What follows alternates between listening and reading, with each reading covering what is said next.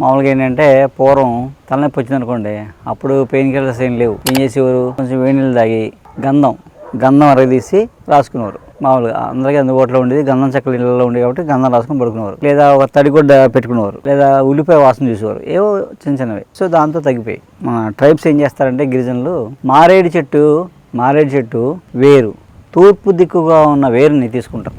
ఆ వేరు ఇంత లావున్న వేరు తీసి మొక్క చేసి ఆ మొక్క దాచుకుంటాం, ఇళ్ళల్లో ఎండబెట్టి దాచుకుంటాం. అది ఎన్ని సంవత్సరాలైనా ఇంక పాడవదు. తలనొప్పి వచ్చినప్పుడు అరగదీసి ఆ గంధం పట్టేస్తాం. తలనొప్పి ఎక్కడ వస్తుందో ఆ తలకి ఇక్కడ దాకా పట్టేస్తాం. పట్టేయడం వల్ల తలనొప్పి తగ్గిపోద్ది. ఇక్కడ నొప్పి వస్తున్నాడు ఇక్కడే పట్టేస్తాం, ఇక్కడ వస్తుంది అనుకోండి ఇక్కడ వేస్తాం, ఆ గంధం రాస్తే ఒక గంటకి తలనొప్పి తగ్గిపోద్ది అని చెప్పారు. అలాగే ఇంకే ఎందుకు వాడతారో తెలుసా, తేలు కుట్టిందనుకోండి, తేలు, జర్రి, ఎలక కుట్టిందనుకోండి, అది అరగదీసే గంధం రాస్తారన్నమాట. రాయగానే నొప్పి తగ్గిపోతారు. మారేడు చెట్టు వేరు, తూర్పు దిక్కుగా ఉన్న వేరు ముక్క చేసి ఎండబెట్టుకుని ఎండిన మొక్కనే దాచుకుంటారు. ఎప్పుడు అది ఎన్నాలైనా ఉంటుంది, పాడవదు. అది ఎప్పుడైనా తలనొప్పి వచ్చినా అలా అరగదీసి రాసుకుంటే ఒక అరగంటలో తలనొప్పి తగ్గిపోతే మళ్ళీ చాలా కాలం రాదని చెప్తారు. మామూలుగా మనం చేసే పనుల వల్ల వస్తే రావాలి తప్ప మామూలుగా వచ్చే తలనొప్పి తగ్గిపోతుంది, ఇంక రాదు. అలాగేంటంటే ఆ మారేడు వేరు నొప్పి నివారిణి అని చెప్పాలి. మనం